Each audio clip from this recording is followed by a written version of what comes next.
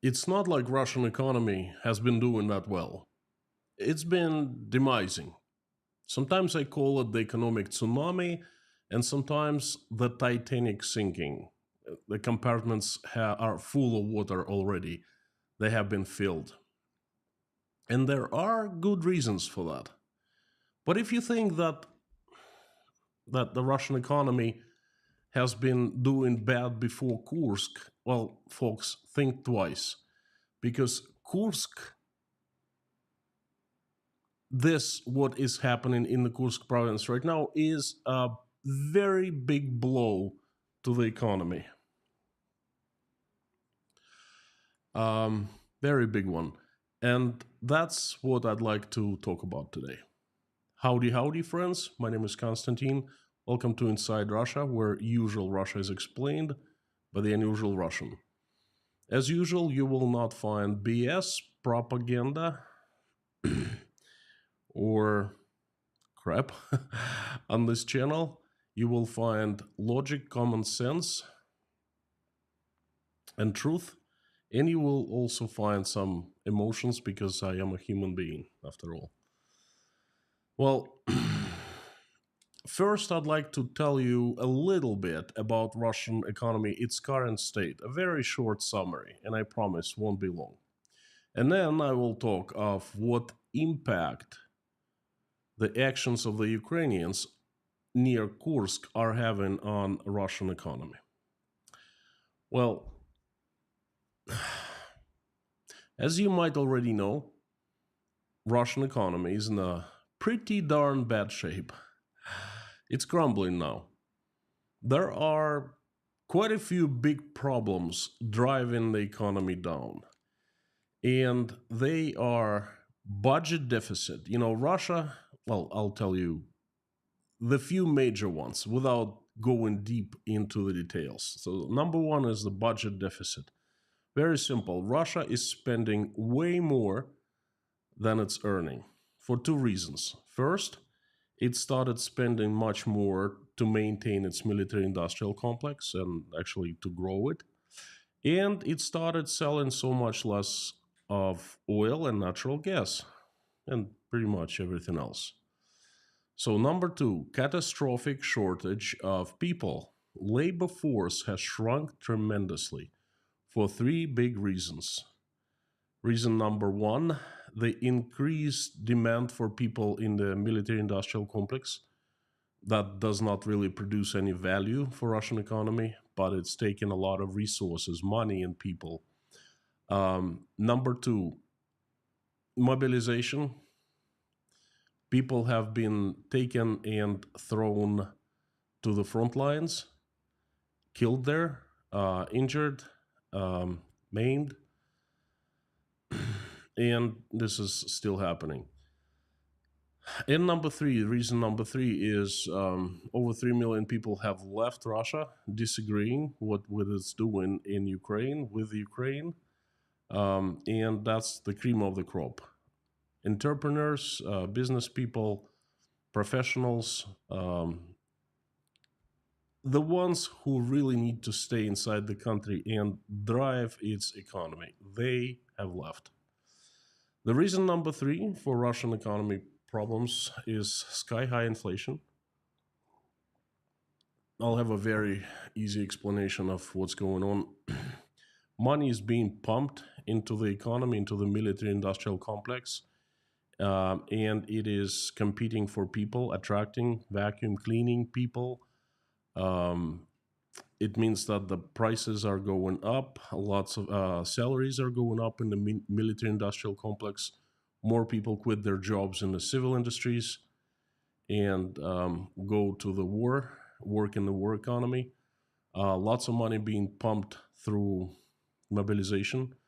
Those who would like to sign a contract with the Russia's military of defense are paid pretty good hefty amounts of money, you know, tens of thousands of dollars. And that is driving the prices up. Number four, like I said, but I would like to emphasize that's another reason, exodus of good Russians, valuable Russians. Over 3 million people have left. myself included. Um, Most of us highly educated, experienced professionals that used to generate lots of taxes for Russian economy, we have left, and most of us have no intentions on coming back ever. Number five, lack of investments. Um, the investors have left. Without investments, investments is like blood for the economy, for a body. Without blood, body doesn't function. So the investments are gone, foreign and Russian, and the only investors left is Russian government, and it's running out of money. Has run out of money already. Reason number six: international sanctions, of course, all kinds of sanctions, and it's pretty darn bad. Economic sanctions, cultural sanctions, educational, scientific, athletic, all kinds of sanctions. Basically, Russian economy has been cut off the technologies, Western technologies, and it's on its own. And number seven, that's a recent problem, is international trade that Russia relied on so much with two countries, China and Turkey, has been shut down. So Russia doesn't produce anything, but early in the war they figured, hey, we will buy everything we need from China and Turkey. Well, no more, because both China and Turkey have shut down all relations, trade relations with Russia. Russian companies simply cannot transfer any money into both Turkey and China. They don't want to take Russian money. Well, money coming from Russia. The result is the economy is shrinking, and there are mixed reports coming in. The official propaganda, of course, is saying, hey, everything's fine, the economy is growing. That part of the economy that is called the war economy is growing. And yes, it was growing. It's started shrinking right now. It's at its peak going down.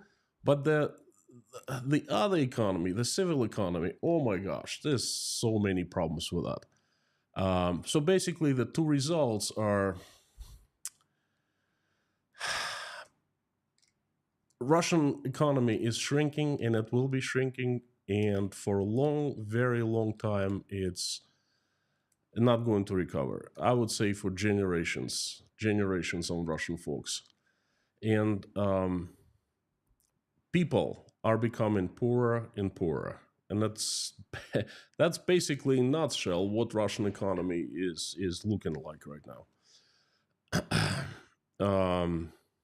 Now, that was pretty bad before, and then Kursk happened. You know, a few days, couple weeks ago, Ukrainians just rolled in into Russia unopposed, basically, and they have taken over around 100 square thousand kilometers. That's a pretty good chunk of Russian land. And that's going to have a huge impact on Russia. It has had military impact already. We're seeing it. It has had, civil impact. People have been fleeing, but we're not seeing the economic impact, but it's coming. And I'll try to explain you how and why. Now let's talk about it. Let me explain. Let me give you um, first the basic information about Kursk province. What is Kursk province? Where is it? If you look at the map of Russia, Kursk province is right at the very west of Russia, bordering Ukraine. Well, obviously.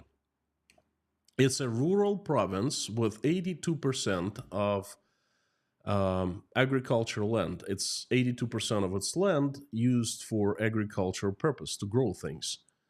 Most of the land in Kursk is what is called black soil. It's the soil of the best quality, producing fantastic harvests, fantastic yield. Population of Kursk province is a little over 1 million people, so I cannot say it's hugely populated. 69.5% live in cities and towns, and 30.5% live in villages, and most are involved in agriculture. Um, so out of roughly 1 million people, 121,000 have been evacuated already. That's according to the information coming from the officials. That's those people that the government have counted, 121,000 people or 122,000. The reports vary. The governor of Kursk province, when he was speaking to Putin about 11 days ago, said that according to his own estimations, 181,000 people needed to be evacuated. Okay. And the official data from the Ministry of Emergency Situations yesterday, it's 121,000 were evacuated. So now it's going to be, I take it, much more than 185,000 needed to be evacuated because Ukrainians have been pushing. They have been increasing the land that they control in Russia. Now, I suggest we are to be positive here, okay? Let's imagine that the government lied only a little bit, only by half, okay? Hey, they could lie even much bigger numbers, you know? But let's give them the benefit of the doubt. Let's just, instead of the announced 121,000 people evacuated, let's say that 250,000 people, 250 have fled, have left, have been displaced. And it's roughly the quarter of all Kursk province population. Don't forget that the two administrative districts in the USA, such districts are called counties, have been mandatory evacuated in neighboring provinces of Belgorod. That's roughly 50,000 people. I can't check exact numbers, but that's approximate average for a county or administrative district in that area. So altogether, it's safe to say that around 300,000 people have been evacuated or have fled. And again, I'm being very optimistic here. The biggest industry in Kursk province is Mikhailovsky Gog, one of the largest iron ore mining and processing companies in Russia and in the former USSR for that matter. And of course, there's a huge power plant, nuclear power plant near Kursk, near Kurchatov. There's fighting going on about 22 kilometers, 15 miles from the city or the town of Kurchatov. And that's, well, I guess energy is industry number 3 there. So I would like to speak of direct damages, direct impact on the economy, indirect, and the real impact. First, let's talk about people losing assets, businesses losing businesses, money, products. And then we move to other areas. So I'd like to start with agriculture. Yesterday I was making a live stream and people were asking me left and right, what's going to happen with harvest this year in Kursk? Well, what's going to happen with harvest? I don't think harvest is going to happen where the Ukrainians are controlling Russian land right now, because people who are there, that's the last thing on their mind, to harvest. I think they're just trying to save their lives because there's fighting going on. So let's do very simple math. 1 square kilometer consists of 100 hectares. 90%, and I'm giving you approximate numbers, 90% in the area that is controlled by the Ukrainians is used for agriculture. If you look at the map, let's say Google Earth, you will see there's basically nothing but villages and fields. So 1,000 kilometers, and I think now they control it more, but let's be safe, okay? Let's be safe. Let's say they control in 1,000 kilometers. 1,000 multiplied by 100 hectares, and then multiplied by 90%, and that equals to 90,000 hectares. That's the land that has been lost to the Ukrainian special military operation in Kursk. What do they primarily grow in Kursk? Well, they grow mostly wheat, sunflowers, and corn, and a bunch of other crops, but these are the major ones. So that's the statistics given to us by the industry analytical media called Grain Online.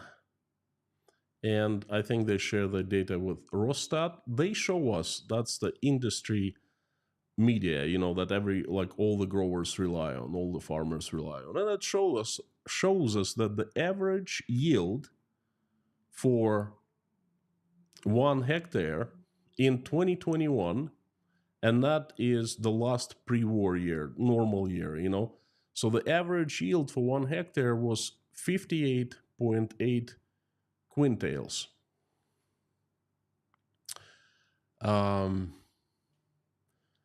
The information about that can also be found in Wikipedia. If you want to fact check me, I've double checked everything. So let's multiply 58.8 quintals per hectare by 90,000 hectares. That equals to 5,292 quintals of grain, different grains. And that amount is completely lost. It's gone. It's evaporated. It's still out there in the fields, and it's not going to be harvested. So 5,292,000 of quintals of grain must be harvested right now. Won't be. Again, those who are left, they're not gonna do that, obviously. Now,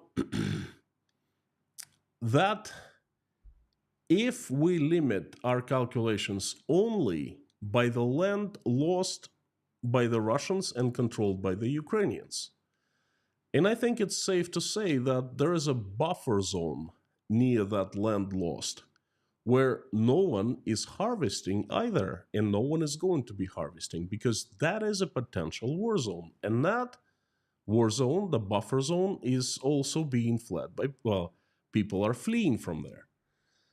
Again, it's a war zone. And let's say that's another 2.5 million quintals are lost there, because also they will be not harvested. And on top of that, Belgorod region, Belgorod province, has evacuated 2 districts, 2 counties, also excellent agricultural land, the best there is, the black soil. And it's really hard to calculate, I don't know, but I'm just taking I'm approximating. Let's say another 2.5 millions of quintals lost. So between the land lost, the buffer war zone, and the evacuated districts in Belgorod, we are estimating around 10 million quintals of various grains will be lost. 1 quintal is 1/10 of a metric ton, so 1 million metric tons of various grains will be lost. 1 million metric tons. Now, I checked the price for grains, for wheat. Yesterday's wheat prices, the quotes were, again, its average price, as wheat is different, it has different characteristics such as proteins, etc. It's complicated. So, but average price was $218 per metric ton. Multiply that by 1 million tons, and you get $218 million evaporated literally overnight. That's the direct damage to small and middle-sized businesses. And that's what usually farmers are in Russia. Does that mean that Russians will starve now? No. Russia is incredibly rich agricultural land, and there's south, there is east, and they grow all kinds of stuff there. Okay, so even in the USSR, we did not starve. We always had potatoes, wheat flour, milk, and it's basically, you're not gonna starve with that. Okay, you're not gonna have great choice of foods, but hey, you will live. So Russians will not starve this winter. But many thousands of companies and farmers have just gone bust. And there will be a lot of pressure on the producers of food. And there will be higher prices. But I'll talk later about that. Now I'd like to jump to real estate and talk about damages there. Before I do that, folks, and it's a very emotional moment for me, I'd like to thank you, all of you, again. As you know, I'm demonetized. My channel is not earning any income. Google has demonetized inside Russia. And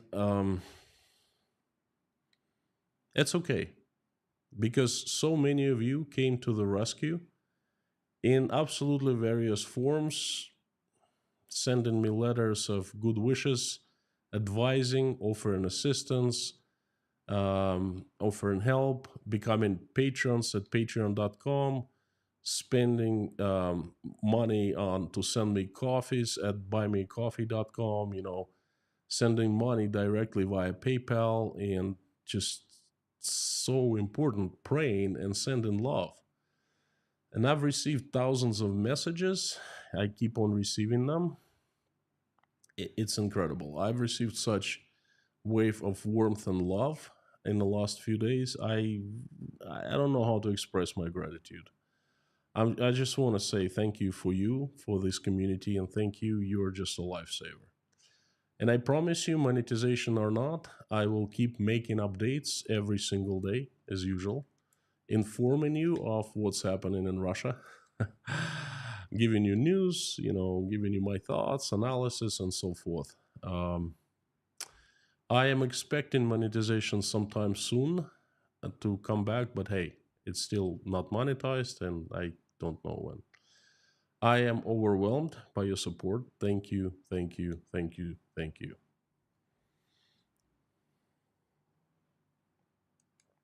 And now let's jump to real estate.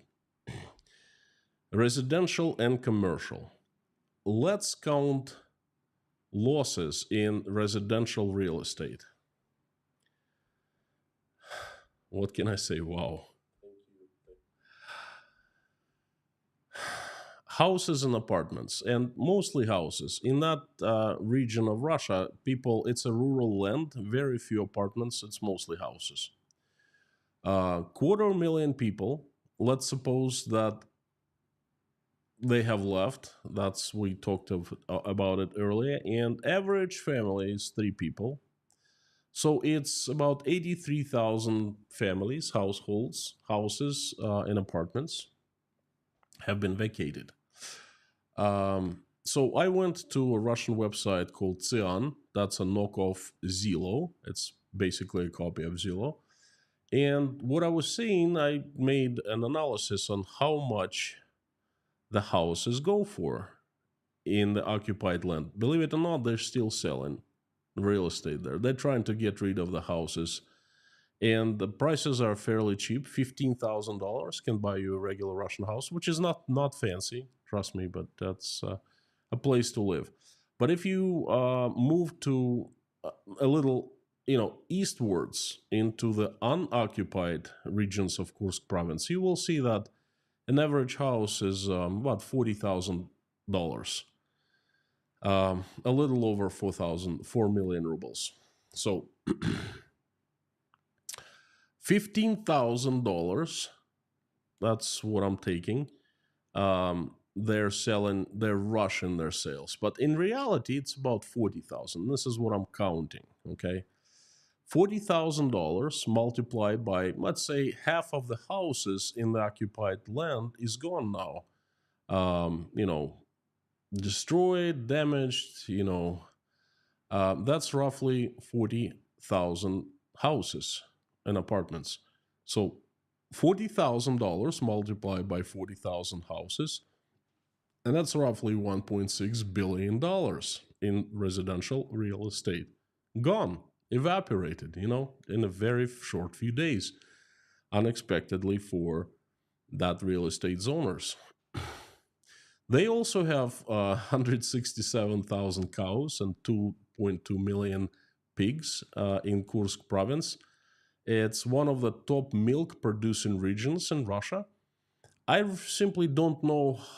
I haven't, except for these numbers, I don't know anything about this industry, and I don't know how to even remotely estimate damage done in the meat production and dairy industry. So let's leave it out of the equation. Now, let's suppose that. Let's talk about Russian armed forces. Let's suppose that Russian armed forces need 20,000 extra people to try to drive Ukrainians back into the Ukrainian land. So 20,000 people need to be created out of thin air. Okay, we know that regular Russian army consisted of conscripts. Uh, well, we're seeing the result of it in Kursk region, how well it was defending that land. So we assume that the Russian state will spend money to attract men to basically buy soldiers. Okay, so I'll be direct with you. So what they've been doing for the past 2 years, they've been buying soldiers. Once a person signs up to go fight in Ukraine, it's called signing a contract with the Ministry of Defense. It means that person gets sign-up bonus from local government, depending on where he lives, and federal bonus as well. So Russian state buys soldiers. The average sign-up bonus is 1.2 million rubles locally and 400,000 rubles federally on top of that. So some pay more, some pay less, but that's average. 1,600,000 rubles or $18,000. Okay, 20,000 soldiers multiply by $18,000 equals 360 million US dollars. And that's just sign up bonuses. Add army expenses per soldier on top of that. I don't know exactly how much that is, no clue. Also, add hundreds and hundreds of destroyed armor and trucks that have been destroyed recently in Kursk province. I don't know exactly how much that is either, but I know it's just a lot. Now, we talked of direct damages of agriculture, the harvest. We talked of residential real estate, and we talked of increased expenses in the army. That's all direct damages, and that is what is right in front of my eyes, and I'm sharing with you. It's right there on the surface. I haven't even scratched it, okay? There's so much I cannot count. I simply don't know exactly what kind of damages they have been done, and I don't even know their scale. For example, the roads and the bridges destroyed. How much do they cost? People who have fled, they've lost everything, including their jobs, their incomes, gone completely. Commercial banks that had issued those people loans of all kinds, mortgages, personal loans, car loans, a wave of defaults is coming for sure. Trading companies, stores, small businesses having stock in Kursk province, doing business, daily business as usual, they abandoned their businesses. They lost their stock. That's gone. Taxes that will not be paid now, gone. Civil infrastructure lost, gone. And I think I'm not even scratching the surface, okay? So just to understand, to show you what is going on there economically. Look, if I sat with a calculator far, far away, and I sat for an hour or so, and I came up with almost $2.5 billion in direct damages. Okay, just putting two and two together. Imagine what the real damages are. Multiply what I have come up with by amount of 5, perhaps 10.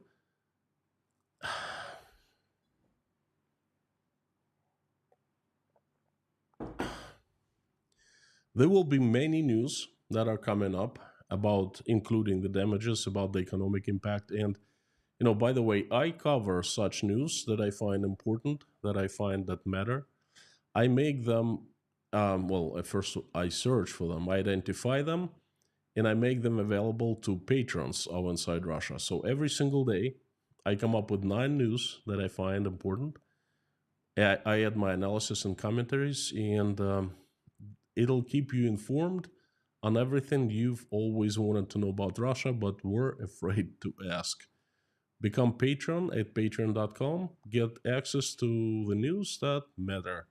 After the end of the live stream, I'm going to put the link down below. So check it out. Again, direct messages. Oh, I'm sorry. Direct damages. Needs a sip of this wonderful English breakfast tea.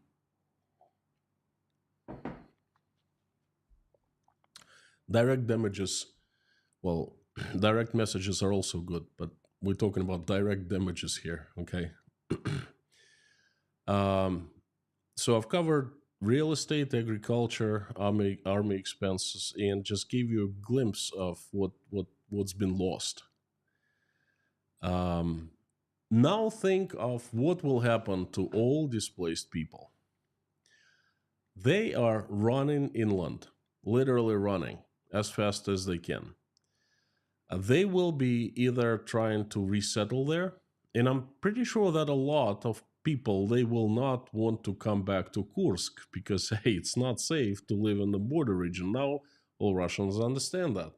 So they will be trying to resettle. If they have some money, they'll be trying to buy real estate somewhere, someplace, perhaps in Kursk region, perhaps in the region right next to it, traveling east. But I believe that most will be trying to rent. And so will be renters and buyers. And hundreds of thousands will be trying to buy and rent. And that's a huge influx of people that happened overnight. In the economy, it's called instant disbalance. Markets are always in balance. And all of a sudden, there's an instant disbalance. There's a force that brings disbalance to the markets. And you know what? The markets will be trying to compensate. And I saw this exact situation in Tashkent. 40,000 Russians, I was one of them. We came in 4 days into the city of 5 million people.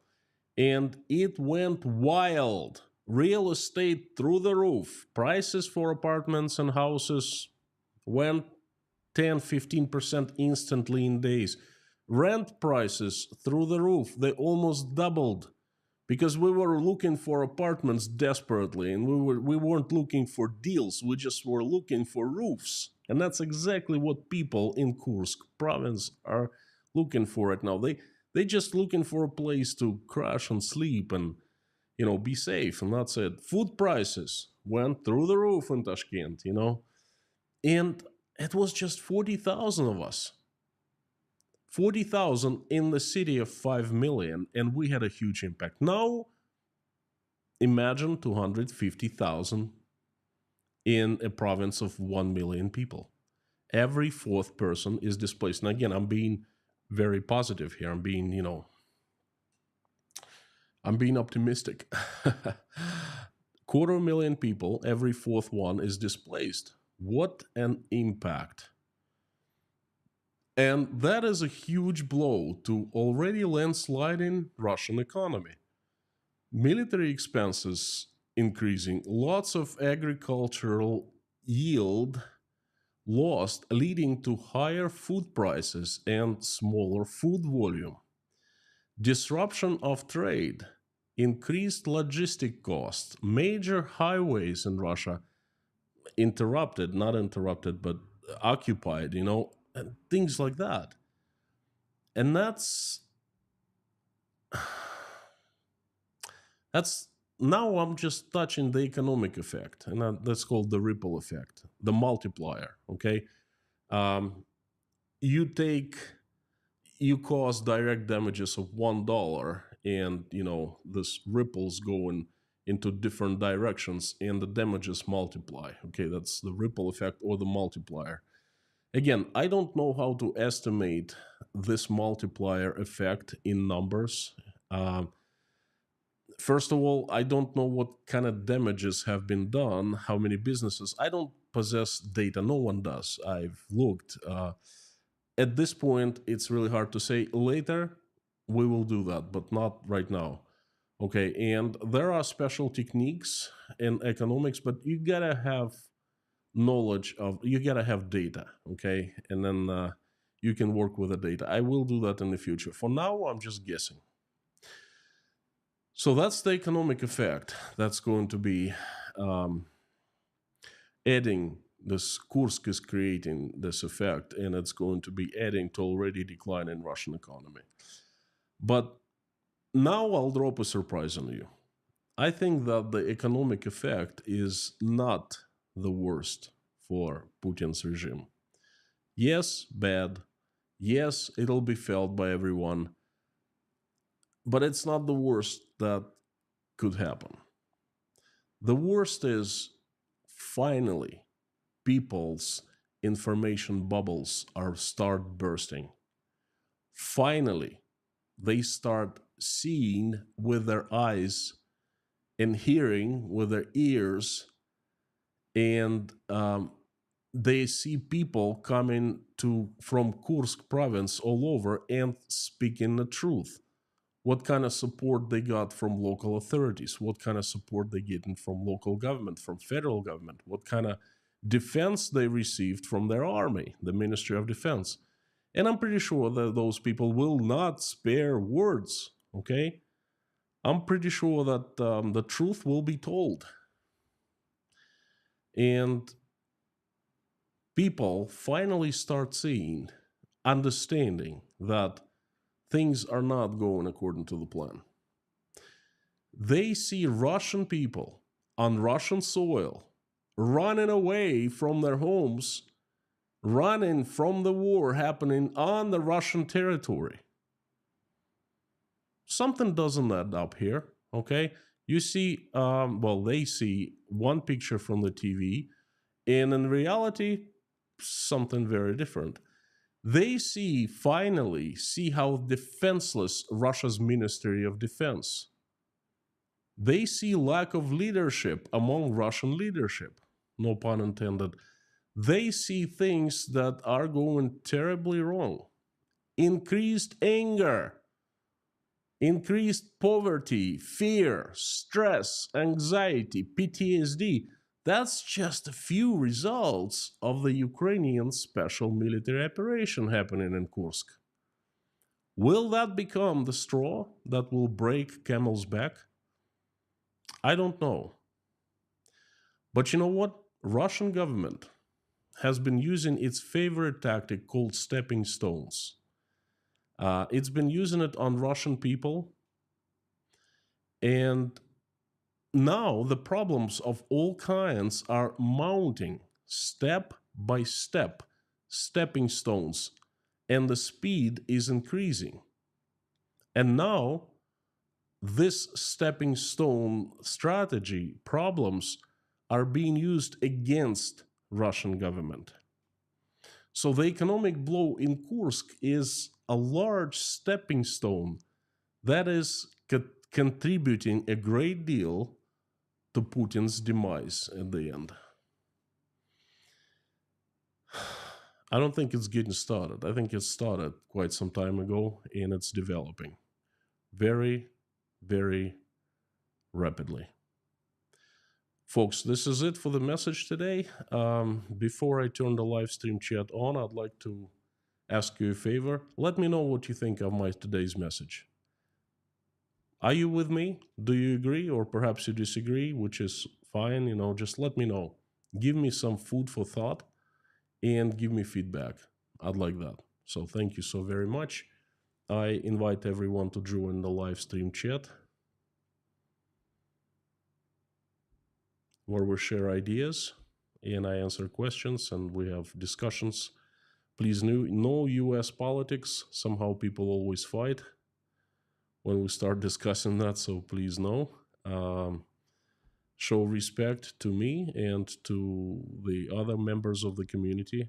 Our community is awesome because we have the best moderators on the internet.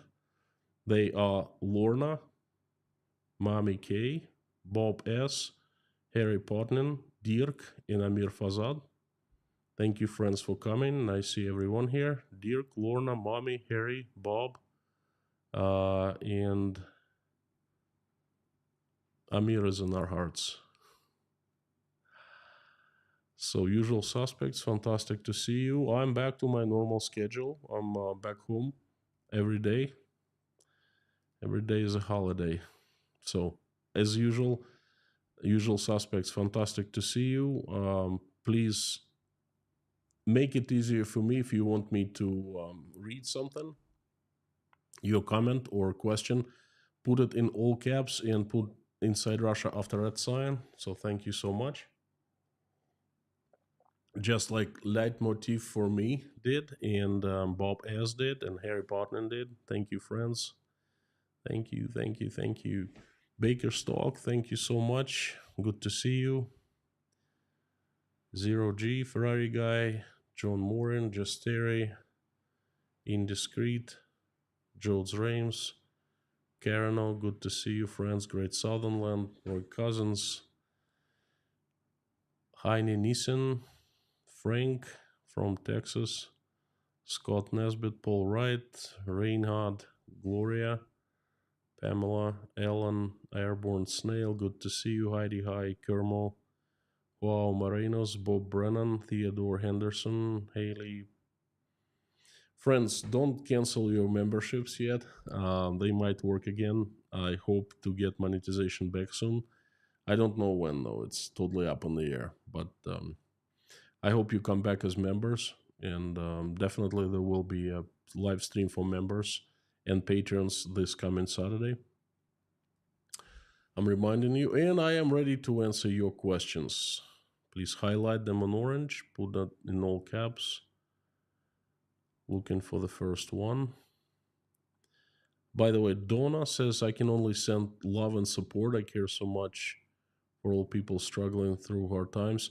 Well, look, love and support is really all needed. Thank you so much. This is, I'm not after money. I never require anyone to support me financially, which, if people buy me coffee, which is fine, become patrons, that's great. But love and support is really what is much, much appreciated. The most appreciated by me. Thank you. Thank you so much.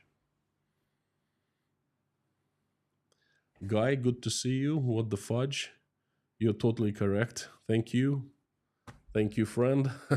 T90 tank cost $4.5 million, and Russia lost 8,000 in Ukraine.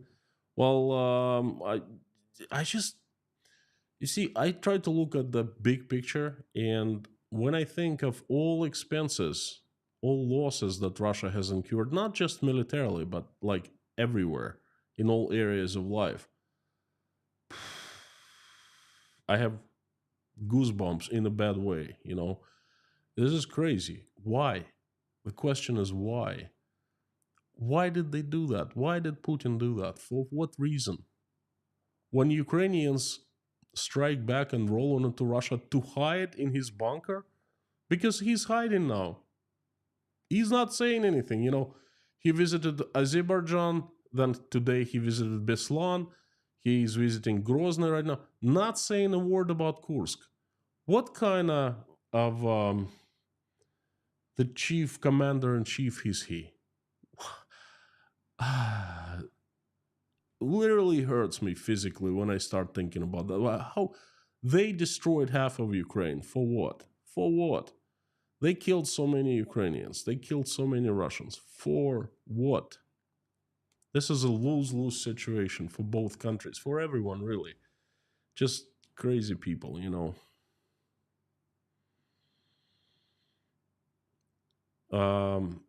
BSW, the same used to be the only Ukrainian problems, but Russia, Now Russia is doing some special military withdrawals. Well, I was just thinking about that. This before was only losses, financial losses, economical losses of Ukraine like that, and now Russia starts incurring them as well. VJ John, howdy. The huge cost of human factor on both sides is going to impact for generations to come. That's what I've been saying. Yes, I think there are some crazy Russians who think, oh, once the war is over, things will get back to normal. Good luck. Good luck getting things back to normal. Good luck. Repent first. I don't think they're gonna do that. Lucas, thank you. Konstantin, I agree with you. Hope one day I can shake your hand. Well, virtual shake, my friend. Thank you so much. Terry, very powerful message. Thank you, friend. I appreciate it very much.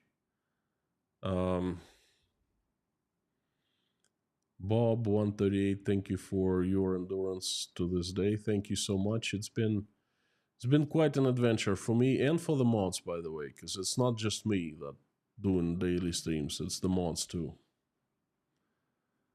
Marie France from Quebec, howdy howdy.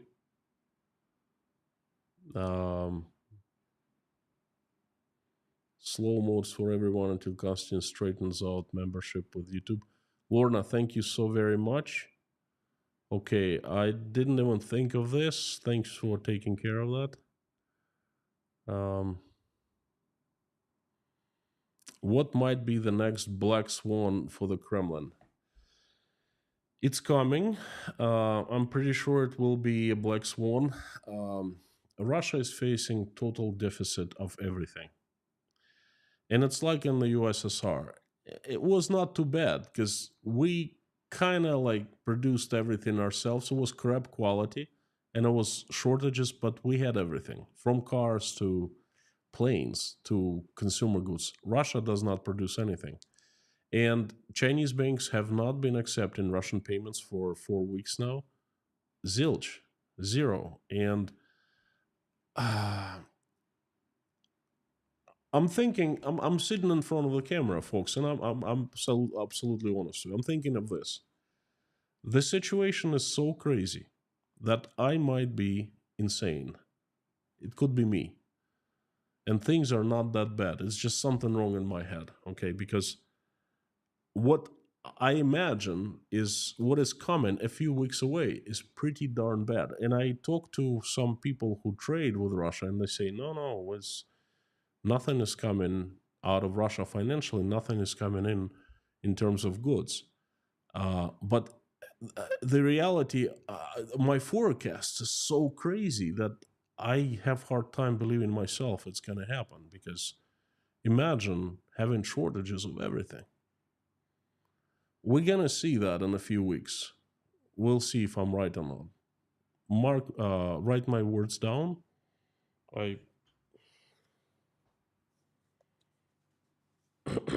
If I'm wrong, I'm wrong. Okay, so but that's what my forecast.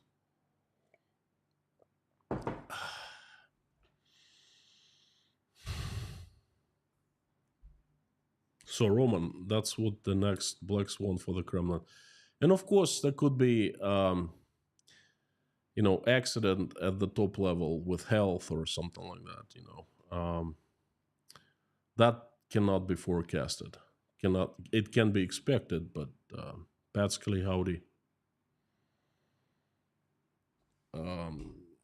7x's. Don't forget the ruble. The ruble has the same problems the last 2 weeks. Nice to have you back, Konstantin. Well, I'm not forgetting ruble. The thing is, ruble is not a fiat currency anymore. It's not traded openly, and they can set any exchange rate they like. Okay, so it is totally artificial now. I don't want to forecast it. They literally write every morning, the exchange rate. So if it was fiat currency, if it was trading freely, then we would see ruble going. My bet would be 120 now.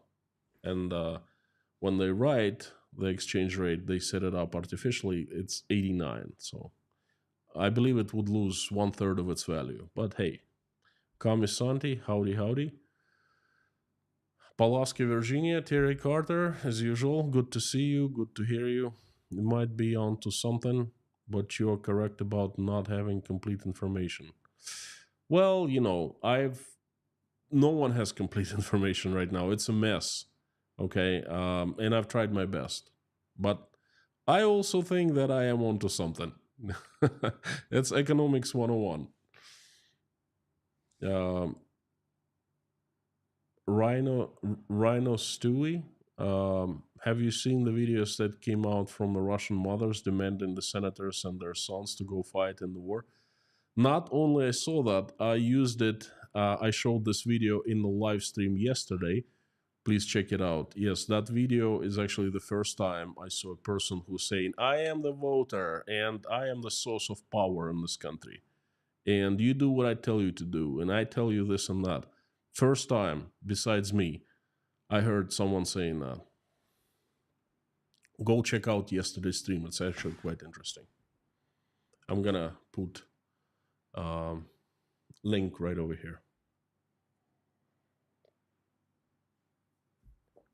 Dirk, Google offered me a refund for the membership. Well, don't do that yet. Wait for a couple days. You can always refund it. I know Google is doing that, but I'm not on good terms with Google. I don't like it.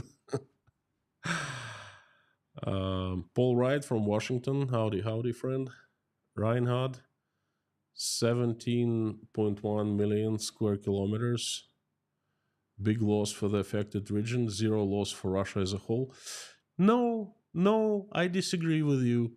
That you are friend, you are not right here. If you look at Russian map, all those millions of square kilometers, they're covered with taiga and they don't have any people. Russia lost 1,000 square kilometers in the west, where there's a black soil, not too many places in Russia like that, and this is the center of everything. That's where it lost land. Okay, so you cannot compare it with all Russian lands. They not created equal, So this is very, very important. This is the buffer zone, and it's only 15 miles or 22 kilometers to Kurchatov, where the nuclear power plant is located. If you make another channel, we'll move. No. Talk of love. I will not make another channel. I don't want to do that. This is my child, inside Russia. Used to be Letters to King. I don't want to do that. I will fight until the last drop of blood and for monetization back, but I don't want new channel. I don't want new platform. And Whitney, Putin could have offered cash settlement to any Ukrainian wanting to live in Russia, would have saved a lot of cash, ill feeling, and human lives. Yes.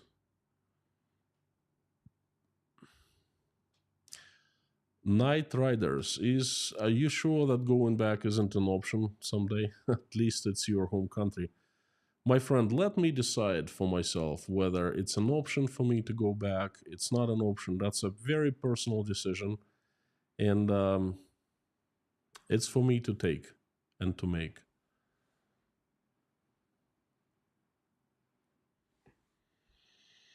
Great Southern Land. How does this economic collapse compare to 1991? That's a fantastic question. Great.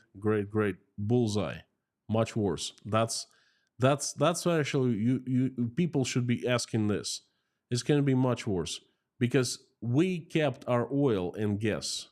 Now, believe it or not, but Ola this morning asked me this question. Ola, my daughter, she's helping me with the news, Patreon, and all that. And I gave this answer, the three things. In 1991, we had oil that we were selling, kept on selling. We had natural gas, we kept on selling. Bread makers of Russian economy, really. And we had plenty of industry left from the USSR. It was low tech industry, but people had something. Basically, a lot of them started taking things for scrap metal and selling them. Okay, so back in 99, 91, they had something to sell. They had something that were left over from the USSR. Right now, nothing. No oil, no gas. Well, there will be sales, but not compared to what it used to be in the past. And there was no industry. So I think that this crisis in Russia will be, first of all, much deeper. Second of all, much longer. Uh, Per Haglind, thank you so much. Um, Maroket, do you think it was a plan of the strategy that Kursk refugees will go over the Russia? Mm, no, well, perhaps, but it was not the main goal. If you're talking about the Ukrainians, was it the plan? No. It could have been a minor plan or something like that. The real plan is different. The real plan, watch my stream yesterday. I talked about it. Dylan, what's the chance of Russia collapsing as a country? Let's put it this way: as they pass by, and things happening, the in my opinion, the chances of Russia collapsing as a country are increasing.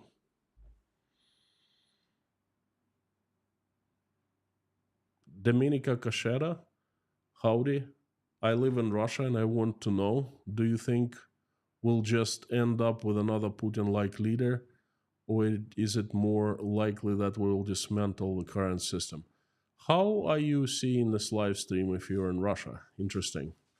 But I think that Russia will change only when people will change on the inside. That's it. Yesterday, I saw a video of, again, mothers of conscripts who are serving in the Russian army, filming a video saying, senators and their sons, your sons, go and defend Russia with arms in your hands. And just one lady, older lady, came out and said, check it out, yesterday's stream. She said, she was very firm. She said, I am the voter and I am the origin of power in this country. And I order you to do this and that. So in Russia, you have me, you have that woman, and it means that 149 million 900 9 149 million 900,998 people to go. Two of us think like that. When everyone will think like that, Russia will become free, prosperous, fantastic place to live. Because Russia is a great place, really. It's somehow it just decay, century after century, it gets real bad management, totalitarian management. So that's the answer. So a few 100 million people to go. That's all. C. Collins from Ukraine, new is saying citizens are resisting, sometimes appealing for help, true or propaganda. I think it's true. I've seen videos. I think it's true.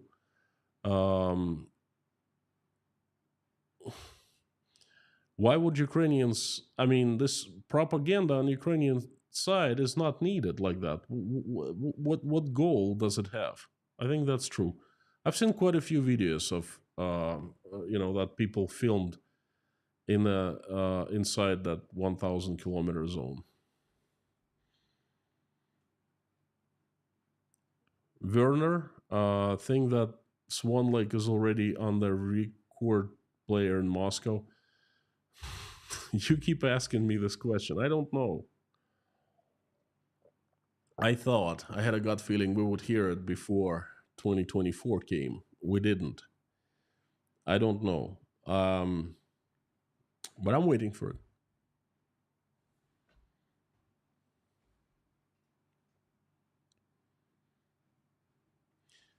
Leitmotif for me: will you receive monies you lost from being demonetized? Hope so. No, I will not. Um, they're not showing ads. They have cut the ability to send support. I mean, then definitely not going to make it up to me. No, I'll start from scratch. That's what's going to happen.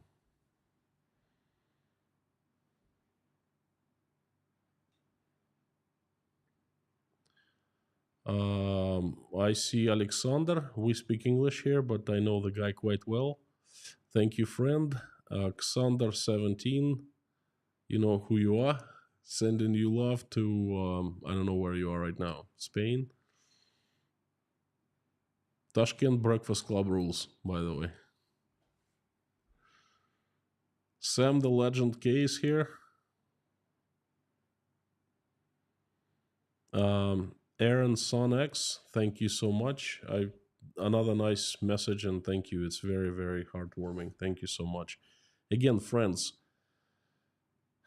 this demonetization has showed how great of a community you are, and this I'm inspired. Really, I'm very touched. I'm just so, I can't say I like this monetization, but you know what? I look at it at the glass half full. I want to thank you again. This is just incredibly touching. Russian tactics being used against Russia. Faith Russert from Spain, thank you so much. Good to see you. Crypto Minter, thank you for good words. Now, I have a stream born. It's not like real message yet, but it's just an idea, and I think I'm gonna do it. And I was talking to a friend of mine I made here in Tashkent, and he's a former professor of history from Moscow State University, and he's a great guy, very intellectual. And we speak a lot. We discuss things, and he gave me an idea. He said, some historians in Russia, because he still keeps in touch with his friends, he said they think that this is finally Russian Empire is falling apart. It did not fall apart when the communists took over in 1917. It did not fall apart when the coup happened in 91 and Russia was born. It's falling apart now. And it's a very interesting, sexy idea. I'm playing with it and thinking about it, and I think I'm going to do a stream. This is just a grand idea. Think about it.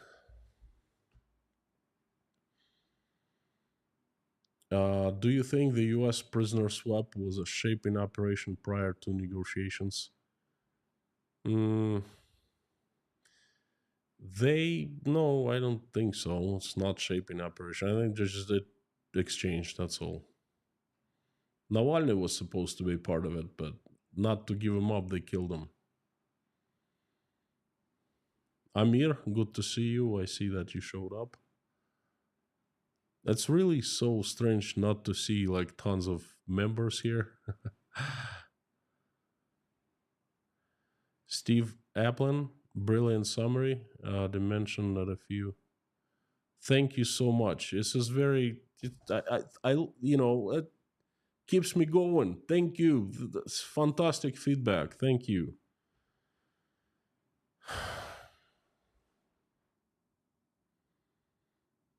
Will there be more incursions? Gloria, I don't know, but I think it will be attempts. Mohammed, do you think that any CSTO country will send their armies? My friend, well, it's been happening for almost 2 weeks. Do you see any armies rushing to Russia's rescue? Do you see any armies coming from Kazakhstan? Or, next door, just cross the border, beef up Russian army. Do you see that army anywhere? I don't. I don't think I'll see it. No one has even made a statement. That's basically showing Russia a middle finger, okay, from Kyrgyzstan, from Kazakhstan, from Armenia, from everyone. Get this. I don't wanna, be rude. So, but I think you get the idea. That's what the kind of army they will send.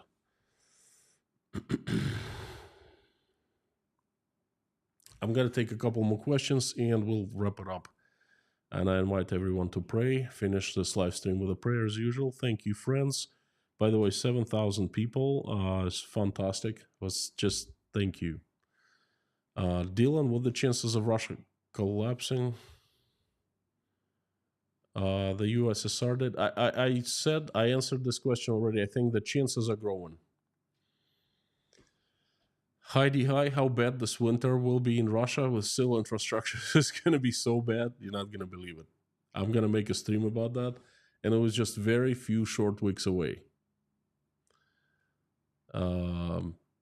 Werner, Mr. P is living in a dream world. Many people have been asking, suggesting that. I don't know. It could be mental illness. It could be he's just power, absolute power for so long has corrupted him. He's changed as a person. I don't know. Okay, but I'm just seeing the actions that he does. I don't get it. Veronica Mifsad, howdy, good to see you. And Paul Wood, I'm a Terran that lives in DC. Don't know who is Terran. I can message you if you'd like. Is there anything I may be able to help with residency? Big fan, brother, Army vet. Veteran. Okay, so I'm a veteran that lives in DC. Paul, thank you so much. Please drop me a line in email. I can't think of anything right now, but it's always good to communicate.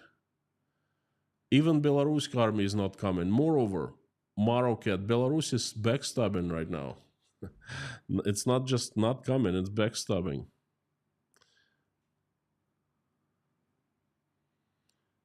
Bass Smelter, it's very good to finish with praying ever for your enemies. That's what kind of that's what I'm doing. I'm asking God to soften hearts of those who made the decision, to wake them up from the lethargic sleep and send love into their hearts, Death Punch. In Rostov region, an oil depot has been burning for 3 days. What do you think about that? It's been burning on and off. Not just for 3 days. It burned for 7 days a month ago. It's located not too far from, I have a large family there. It's not too far from their houses. Well, what can I say? It's burning. Burn, baby, burn. I don't know what to tell you. It's burning.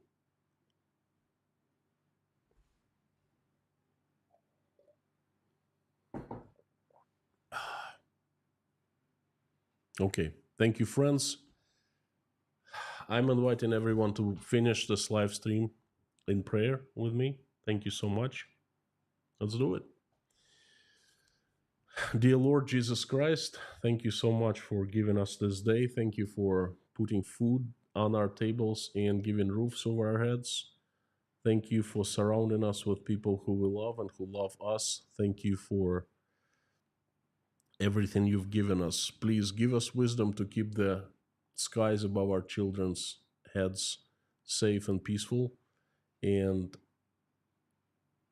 give us wisdom to raise our children in a way that they will never, ever fight in any wars, only will love each other and make this world a better place.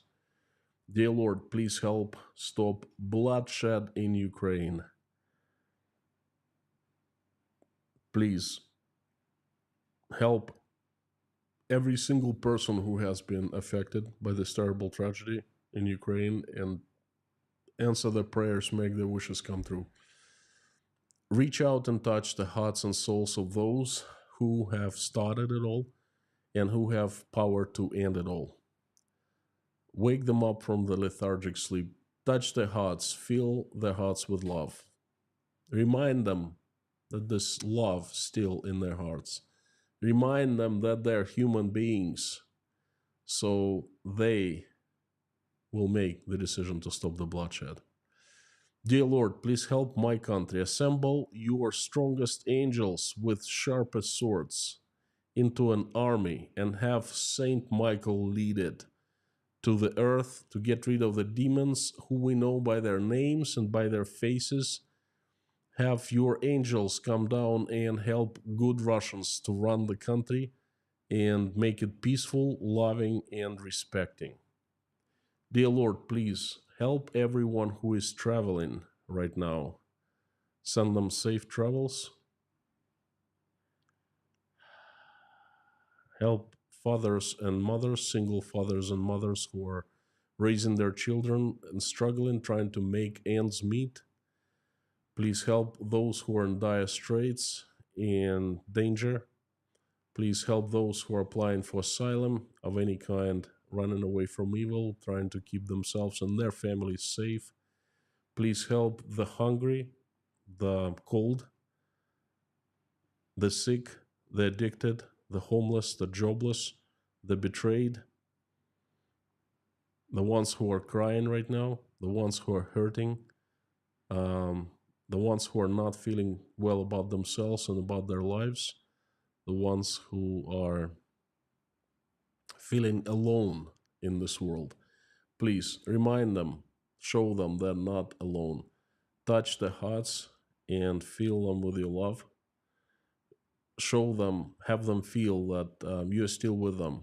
You watch every step that they take. You help them in every move. You love them. And you are always next to them. Please help everyone in need. Dear Lord, please, well, thank you so much for allowing us to come together and pray. Thank you for everyone who's praying right now along with me or simply watching us pray. Answer everyone's prayer and make everyone's wish come true. Dear Lord, I would like to ask you for a few people who need your help. They are George Rames and his wife, Ann Larson and her daughter Hannah, Jeffrey S. and his family, members Alex from Albuquerque, Mark Rutten, Tom W., J.R. McKim, Frank in Texas, Gabing with Gary, Lisa Kumrin, Harry Podnan and his family, Terry Carter, John McLean, Linda Trombley, Paula W., Dennis, Jason Carney, Susie Mailer, Tim Mayers, Dory, Rhonda McGillis, John, Taylor, Wayne, Dave, Don, Darla, George Ruberty, Pamela, Meta Spencer, David Porter, his family, and everyone who is in Chernovtsi, Ukraine. Everyone in Ukraine who is under current threat of Russian attacks, please send safety.